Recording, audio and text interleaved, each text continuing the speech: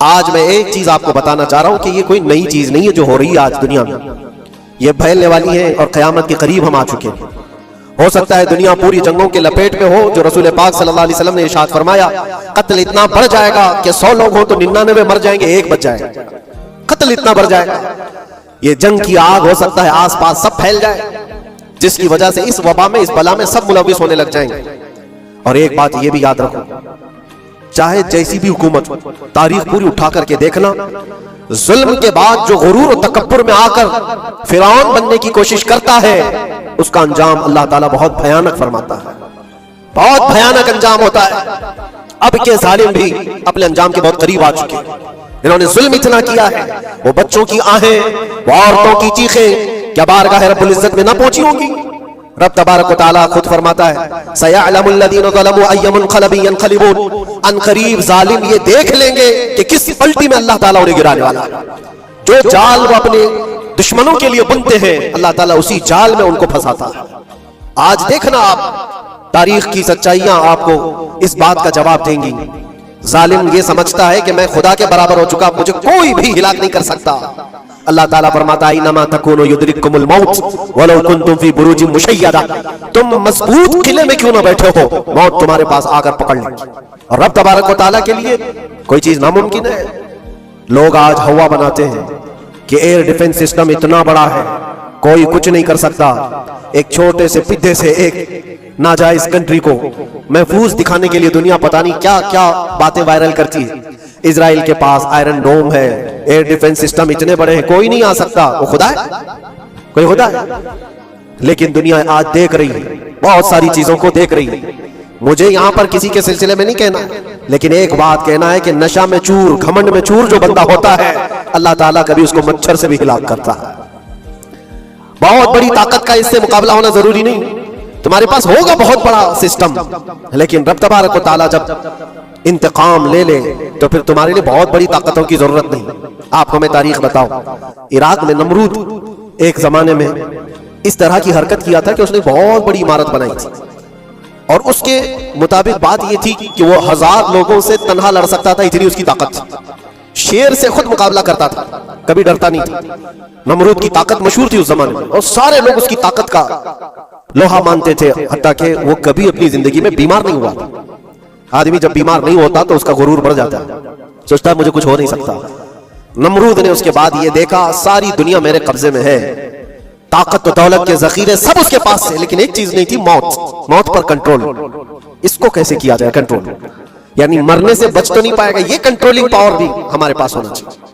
उसने एक बहुत बड़ी इमारत बनाई, कहा कि खुदा आसमानों में होता है, हम इतनी बड़ी इमारत बनाएंगे कि उन इमारतों पर चढ़कर खुदा को ललकारेंगे, आजा मैं मुकाबला करता हूं, और मुकाबला करके मैं खुदा को गिरा दूंगा किसी भी तरह से। अगर मुझसे ना हो सके तो पूरी फौज को तैयार करूंगा, खुदा से लड़ाई लड़ करके एक बार वो मौत और हयात का पावर अपने हाथ में ले लेंगे, फिर हमको जब तक चाहे जीना है। कहां की खाम ख्याली, लेकिन उसने बनाया, पूरी दुनिया भर से लोगों को जमा किया, सबकी जुबान एक बनाया, सबकी करेंसी एक बनाया, सारी उस पूरी दुनिया के लोग उसकी फौज में, सबको ये बावर कराना शुरू किया कि हमारी लड़ाई है दुनिया से नहीं, हमारी लड़ाई क्रिएटर से, खालिक से। हम उससे पावर छीन लेंगे एक बार, और फिर अपने हाथ में मौत और हयात का कंट्रोल रखेंगे। जिसको जितनी लंबी उम्र चाहिए मैं दूंगा, जिसको जब तक जीना है मैं दूंगा, अजल तक, अजल से लेकर अब तक। ये सारे ख्यालात उसके थे, और उसने जमा किया, इमारत भी बनाया, फौज भी तैयार किया। क्या रब तबारक व तआला ये नहीं देख रहा था? उसकी तैयारी, उसका जमा करना, उसकी इमारत बनाना, बहुत दिनों तक ये सब काम चलता रहा।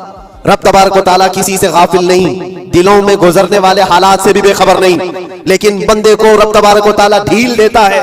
कुरान में रब तआला फरमाता है, वला यहसबन्नल्लज़ीना कफरू अन्नमा नुमली लहुम खैरुल लिअन्फुसिहिम इन्नमा नुमली लहुम लियज़दादू इस्मा। काफिर जो उनको ढील मिली है, ये न समझें कि हमने जो उनको छोड़ रखा है उनके लिए बेहतर है, बल्कि इसलिए हम छोड़ रखे हैं कि वो और ज्यादा करें, और ज्यादा करें। लियज़दादू इस्मा वलहुम अज़ाबुम मुहीन, फिर हम जिल्लत वाला अज़ाब उन्हें देने वाले हैं। ये मत समझ लो कि रब तबारक व तआला इन सब चीजों से बेखबर है। नमरूद इतना सब करता रहा, अल्लाह ने उसको छोड़ रखा, बना लिया, लंबी इमारत बना, फौज भी बना ली, सारी चीजें बना लिया। मुकाबले के लिए उसने दिन भी तय कर लिया।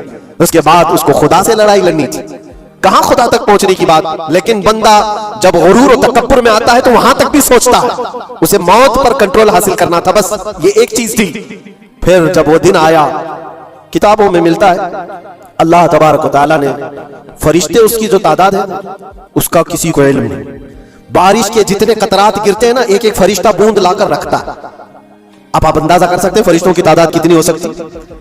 उसमें जो बड़े फरिश्ते हैं वो जिब्राइल, मीकाईल, इसराफील और इज़राइल अलैहिमुस्सलाम, जो सरदार मलाइका फरिश्ते हैं, उनके अपने अपने काम है, बहुत पावरफुल फरिश्ते हैं। इनकी बात नहीं कर रहा, किसी एक आम फरिश्ते को रब तबारक व तआला ने बुलाया और फरमाया जाओ जमीन पर हमारे एक बंदे ने हमसे लड़ाई का इरादा कर लिया है, उसकी ताकत और कुव्वत और उसकी जमाशुदा सारी चीजों को देख करके आओ। वो फरिश्ता जमीन पर आया, जिस जगह पर उसने ये सब जमा किया था, फरिश्ता उतरकर सिर्फ अपने पैर हिलाया था, पूरी इमारत भस्म हो गई। कुछ नहीं किया था, उसकी बनाई हुई इमारत भस्म हो गई। जितनी फौज जमा किया था सब कीड़े मकोड़ों की तरह मर गए और सबकी जुबानें मुख्तलिफ हो गई, कोई एक दूसरे को पहचान नहीं पा रहा। ये मिनटों की भी बात नहीं थी, सेकंडों की बात। फरिश्ता वापस चला गया, नमरूद का सवाल हो गया, खत्म हो गया। ये तारीख की एक बात है और ये रिवायत हम अपनी किताबों में नहीं रखते, ये रिवायत यहूदियों की किताबों से ही है। यहूदी इस बात को यकीन करते हैं और इसी वजह से इस बात पर वो दोबारा अमल करने के लिए फिर कोशिश में है। न्यू वर्ल्ड ऑर्डर जो कहा जाता है, पूरी दुनिया को इकट्ठा करना, एक करेंसी बनाना, एक लैंग्वेज पर लाना और सबको मिलाकर के एक ताकत हासिल करना, स्पेस पर जाना और फिर वही चीजें दोहरानी जा रही है दुनिया। वही चीज एक दोबारा बार ट्राई करना है, जिसके लिए आपको पता है ये छोटी सी कौम पूरी दुनिया पर कंट्रोल हासिल करने के कैसे कैसे ख्वाब देखती है। अगर आप जाएं, इस्लाम दुश्मनी तो इनकी पुरानी है, लेकिन ये जो 50,000 लोगों का कत्ल है, ये सिर्फ और सिर्फ उनके अपने एक छोटे मकसद के लिए। हो सकता है बहुत सारी बातें, गजा पट्टी एक ही इलाका बचा हुआ है फिलिस्तीन का, बाकी सब तो ये कब्जा कर चुके 1947 के बाद, 48 के बाद। छोटा सा हिस्सा जो बाकी गजा पट्टी, जिसकी 20 लाख की आबादी, उस इलाके पर इतनी ज्यादा क्यों क्रूरता है, क्यों? बाकी सब जगह पर और भी दीगर जगह पर, यरूशलेम में, वेस्ट बैंक में, कई जगहों पर मुसलमान आबाद है। ये गजा के लिए क्यों इस कदर सख्तियां हैं? दुनिया को बताने के लिए तो ये एक आतंकवाद जमात है हमास, जिसका मुकाबला करने के लिए हम ये हमले कर रहे हैं। लेकिन आज तक ये दुनिया को बता नहीं सके कितने हमासियों को कत्ल किया, कितने हमास के लोग पकड़े गए, कितनों को मारा गया, चंद होंगे। लेकिन उसके बदले में जो भारी कीमत चुकाई हो गजा के निहत्थे लोगों ने, 50,000 लोगों का कत्ल, ये तो रिकॉर्ड पे दिख रहा है। बाकी अल्लाह वाला, बाकी कितने हैं जिनकी तादाद मिल ना सकी हो। बाज दानिश्वरों ने यह भी बताया उसको सिर्फ और सिर्फ एक कैनल बनाना है जो दुनिया की ट्रेडिंग पर कब्जा हासिल करने के लिए। जो सुएज कैनाल है इजिप्ट का, जिससे मेडिटेरेनियन सी से लेकर के गुजरते हैं, 2 समंदरों को जोड़ने के लिए एक कैनल है मिस्र में, इजिप्ट में, जहां से इजिप्ट हर गुजरने वाले जहाज से टैक्स लेता है, हर गुजरने वाले जहाज से एक भारी कीमत लेता है, जिससे ट्रेडिंग पर असर भी रहता है। और जब वो चाहे बंद करे, 2 मरतबा उसने बंद भी किया था तारीख में 1950 के बाद। और ये ख्वाब देखता है इजराइल कि हम अपनी ही जगह से एक कैनल बना ले तकरीबन 300 किलोमीटर, जिसके लिए उसको गजा हासिल करना बहुत जरूरी है। ये बाज लोगों की अपनी तहकीक है। तो क्या कोई अपने मफाद का हासिल करने के लिए 50,000 लोगों का कत्ल कर सकता है? दुनिया को यह भयानक चेहरा भी तो मालूम होना चाहिए। अगर उनको कोई रास्ता बनाना है तो उसके लिए इंसानियत का कत्ल करना